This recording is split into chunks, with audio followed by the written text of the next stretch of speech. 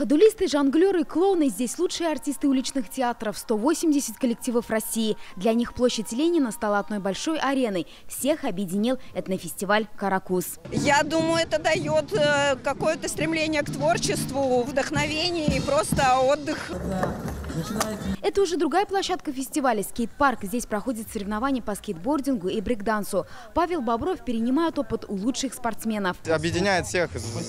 Люди начинают дружить просто. С разных городов даже приезжают. Рисунок будет называться «Глоток свежего воздуха». Этнофестиваль «Каракуз» объединил сразу несколько направлений, поэтому его назвали фестивалем фестивалей. Вот лучшие граффити-художники страны выступают на площадке уличной культуры «Свобода». Рисуем девушку, которая опустила маску и вдыхает в себя воздух свободы. Тема фестиваля «Свобода», но учитывая нынешнюю ситуацию в мире. Разные национальные стили, культуры и творческие направления, ярмарки, уличные выступления. Такого масштабного этнофорума Альметьевск еще не видел. Это очень глубокая тюркская культура, и фестиваль призван именно через культуру, роль которой всегда объединять людей, и мы уверены, мы надеемся, что именно вот наш культурный фестиваль будет нанести такую определенно объединяющую роль. Фестиваль проходил на 10 городских площадках – бардовской, татарской, этнической музыки, Песчан-базара. Кульминация – джазовый фестиваль, где выступил и Валерий Сюткин.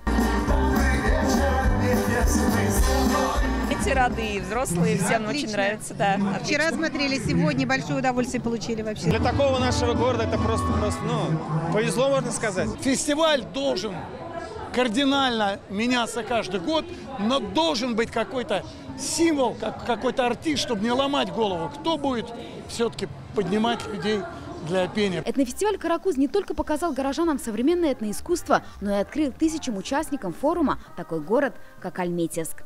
Филюза Хамидуллина, Эрик Хабибуллин, ТНВ, Альметьевск. Закажи рекламу на ТНВ. Телефон в Казани 5 705 100.